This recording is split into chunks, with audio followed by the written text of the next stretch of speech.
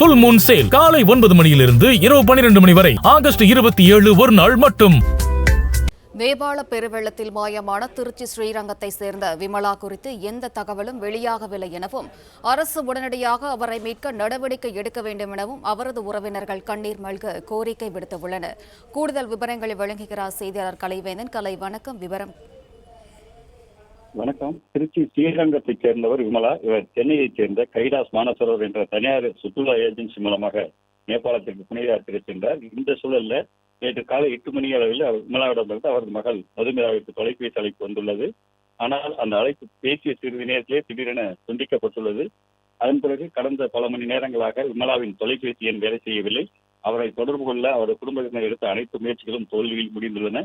தற்போதைய நிலை வரை விமலா எங்கே இருக்கிறார், எப்படி இருக்கிறார் என்ற எந்த ஒரு தகவலும் தெரியாமல் அவரது குடும்பத்தினர் கடும் அதிர்ச்சியிலும் வேதனையிலும் வாழ்ந்துள்ளனர். இது குறித்து நம்மிடம் பேசிய அவரது உறவினர்கள், நேற்று காலை விமலா பேசிய பிறகு அவரை பற்றிய தகவல் எந்த தகவலும் இல்லை. அவர்கள் இருக்கும் இடத்தில் என்ன நடந்தது என்று தெரியாமல் தவித்து வருகிறோம். விமலாவின் தற்போதைய நிலை குறித்து உடனடியாக கண்டறிந்து அவரை பத்திரமாக மீட்டு தாயகம் அழைத்து வர மத்திய மாநில அரசுகள் உரிய நடவடிக்கை எடுக்க வேண்டும் என கண்ணீர் மல்க கோரிக்கை விடுத்தனர். புல் மூன் சேல் காலை 9 மணியிலிருந்து இரவு 12 மணி வரை ஆகஸ்ட் 27 ஒரு நாள் மட்டும். பிளே ஸ்டோர் மற்றும் ஆப் ஸ்டோரில் இருந்து பாலிமர் செயலியை QR கோடு மூலம் பதிவிறக்கம் செய்யுங்கள். செய்திகளை உடனுக்குடன் பெறுங்கள்.